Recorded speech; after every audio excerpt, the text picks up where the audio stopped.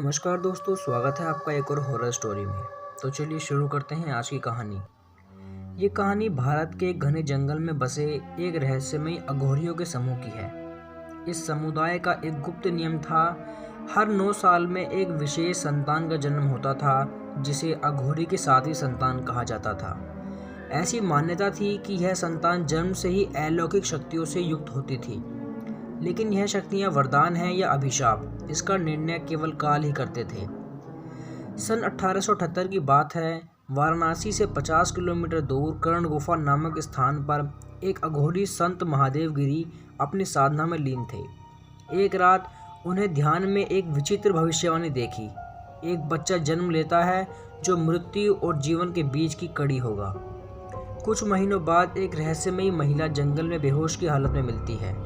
अघोरी ने उसे अपने आश्रम में रखा। वह गर्भवती थी, किसी को नहीं पता था कि वह कौन थी और कहां से आई थी।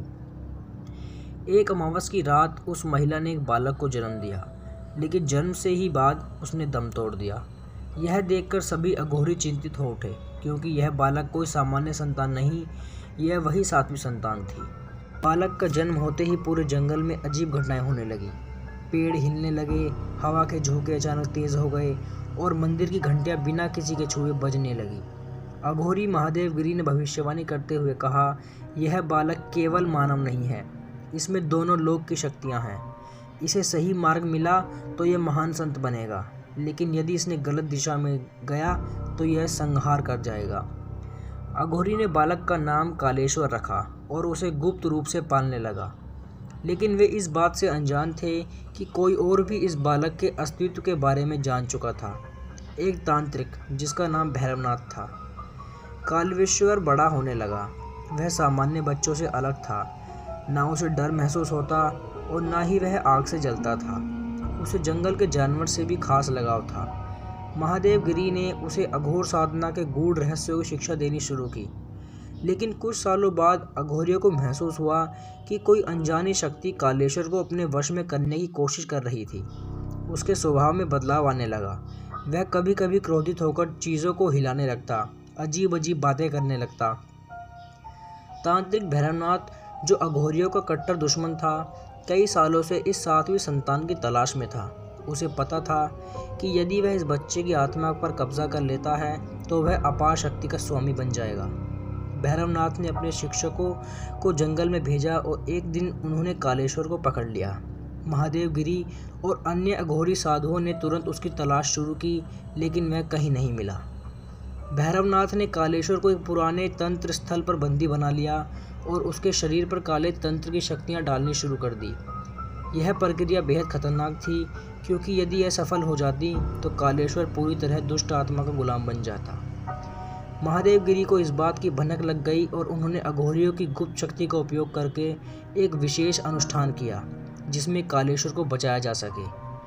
भैरवनाथ की साधना अधूरी रह गई और कालेश्वर को बचा लिया गया, क्योंकि अब वह पूरी तरह बदल चुका था। कालेश्वर अब तो ना तो पूरी तरह मानव था और ना ही पूरी तरह राक्षस। उसकी आंखों में अजीब सी चमक थी। वह कभी कभी खुद से बातें करता। महादेव गिरी ने उसे नियंत्रण करने की कोशिश की, लेकिन कुछ शक्तियां उसे बार बार अधर्म की ओर खींच रही थी। एक दिन भैरवनाथ फिर से प्रकट हुआ। इस बार उसने पूरी तरह से अघोरी समुदाय को समाप्त करने की ठान ली। उसने काले तंत्र का उपयोग करके कई आत्माओं को अपने वश में कर लिया और आश्रम पर हमला कर दिया। महादेव गिरी ने कालेश्वर से कहा, अब समय आ गया है कि तुम खुद तय करो।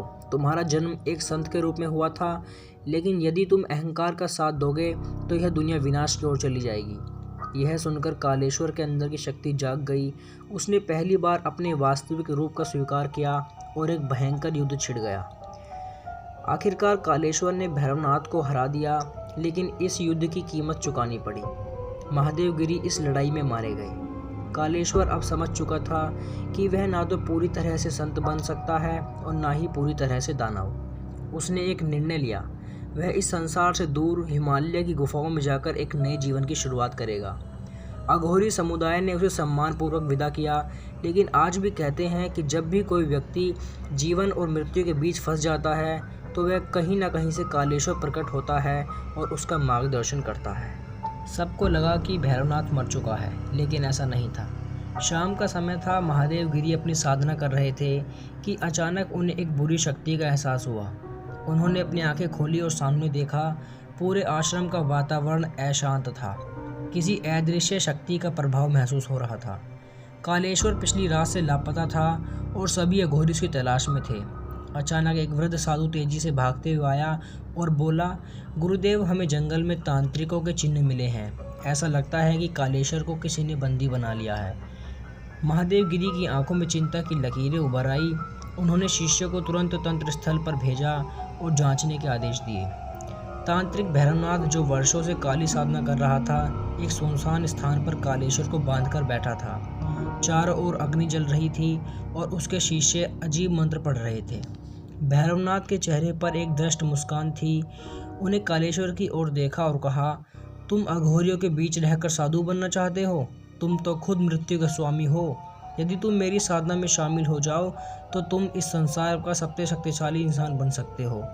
लेकिन कालेश्वर ने उसकी ओर घूरा और जवाब दिया, तू मुझे वश में करना चाहता है, लेकिन मैं काल हूँ, मैं खुद को नहीं खो सकता। भैरवनाथ ठाके मारकर हंसने लगा। उसने अपने शिष्यों को इशारा किया और उन्होंने मंत्रों का उच्चारण और तेज कर दिया। हवा में अजीब कंपन होने लगी। उसी समय महादेव गिरी और उनके अघोरी शिष्य तंत्र स्थल पर पहुंच गए। उन्होंने देखा कि कालेश्वर को एक त्रिभुज से बांधकर रखा गया है और भैरवनाथ उस पर काले तंत्र का प्रयोग कर रहा है। महादेव गिरी ने जोर से कहा, भैरवनाथ, यह लड़ाई सिर्फ शक्ति की नहीं बल्कि धर्म और अधर्म की भी है। छोड़ दो इस बालक को। भैरवनाथ मुस्कुराया और बोला, अघोरी, तू अपनी उम्र से ज़्यादा बोल रहा है। कालेश्वर अब मेरा है। भी एक भयंकर तूफान उठा। भैरवनाथ ने तंत्र शक्ति से एक राक्षसी को बुला लिया जो अग्नि के गोले जैसी लग रही थी। महादेव गिरी ने तुरंत अपने कमंडल से भस्म निकाली और मंत्र पढ़ा। भस्म हवा में बिखेरी और अचानक पूरा वातावरण शांत हो गया। लेकिन तभी कालेश्वर की आंखें बदल गई। अब वह कोई साधारण बालक नहीं था। कालेश्वर की आंखें चमकने लगी। उसके भीतर की शक्ति जाग रही थी। भैरवनाथ को यह देखकर खुशी हुई, लेकिन उसे एहसास हुआ कि यह शक्ति उसके नियंत्रण से बाहर जा सकती है। अचानक कालेश्वर के चारों ओर एक तेज प्रकाश फैल गया। उसके बंधन अपने आप टूटने लगे। भैरवनाथ के शिष्य एक एक करके बेहोश होने लगे। महादेव गिरी ने घबराकर सोचा, अगर यह शक्ति अनियंत्रित हो गई तो यह पूरे संसार के लिए खतरा बन सकती है। लेकिन तभी भैरवनाथ जोर से चिल्लाया, मैं तुझे अपने वश में करके ही दम लूँगा। उसने अंतिम मंत्र पढ़ा जिसमें काले बादल चारों ओर घिराए। लेकिन इससे पहले कि वह कुछ कर पाता, कालेश्वर ने अपनी आंखें खोली और ज़मीन पर जोर से पैर मारा। पूरा तंत्र स्थल हिल गया।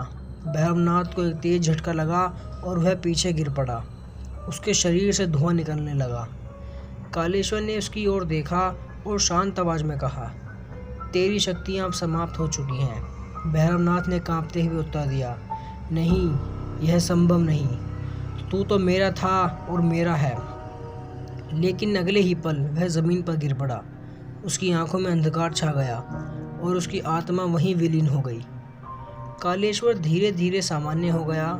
उसकी आंखों की रोशनी कम होने लगी थी और वह कमज़ोर होकर ज़मीन पर गिर गया। महादेव गिरी और बाकी अघोरी उसकी ओर भागे और उसे उठाया।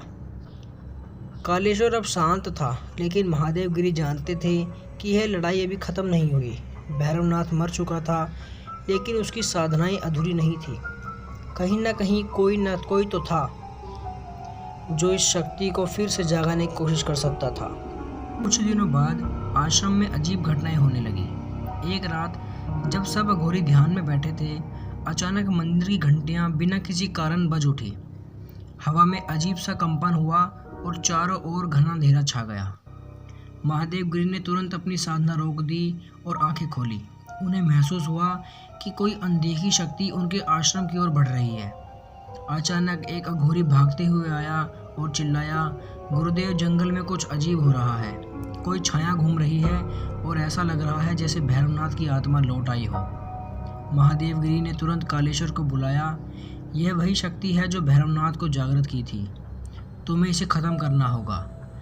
कालेश्वर समझ गया कि यह उसके जीवन की सबसे कठिन परीक्षा थी। वह अकेला जंगल की ओर बढ़ा। चारों ओर गहरा अंधकार था। पेड़ हवा में झूम रहे थे और अचानक एक डरावनी हंसी पूरी जंगल में गूंज उठी। कालेश्वर, तुमने सोचा था कि तुम मुझे खत्म कर सकते हो? मैं अमर हूँ। यह भैरवनाथ की आवाज़ थी, लेकिन वह तो मर चुका था। तभी जंगल में एक विशाल छाया प्रकट हुई। यह भैरवनाथ की आत्मा नहीं थी, बल्कि कुछ और ही था। एक ऐसी शक्ति जिसने उसे मृत्यु से पहले बुलाया था। यह काली आत्मा थी, एक दुष्ट शक्ति जो अधूरी तंत्र क्रिया से जन्म लेती है। कालेश्वर ने मंत्र पढ़ने शुरू किए, लेकिन वह आत्मा जमीन से उठकर हवा में फैलने लगी। उसने कालेश्वर को चारों ओर से घेर लिया। महादेवगिरी और बाकी अघोरी भी वहां पहुंचे, लेकिन वे कुछ नहीं कर सकते थे। यह लड़ाई अब केवल कालेश्वर की थी। कालेश्वर जानता था कि यह शक्ति कितनी खतरनाक थी। अगर यह पूरी तरह से जाग गई तो यह पूरे संसार को निगल सकती थी। उसने अपनी आंखें बंद की और गहरी सांस ली और एक अनोखा मंत्र पढ़ा। अचानक उसकी पूरी देह में से प्रकाश निकलने लगा। उसके चारों ओर अग्नि की लपटें उठने लगी और वह जल नहीं रहा था। वह धीरे धीरे हवा में उठा और उस काली आत्मा की ओर बढ़ा। महादेवगिरी चिल्लाए, कालेश्वर नहीं, यह आत्मघाती है। लेकिन कालेश्वर ने कोई जवाब नहीं दिया। उसने अपनी पूरी शक्ति उस आत्मा को प्रभावित करने में लगा दी। अचानक एक भयानक विस्फोट हुआ और पूरे जंगल की धरती हिल गई। जब धुआं हटा तो वहाँ कोई नहीं था, न भैरवनाथ की आत्मा, न कालेश्वर।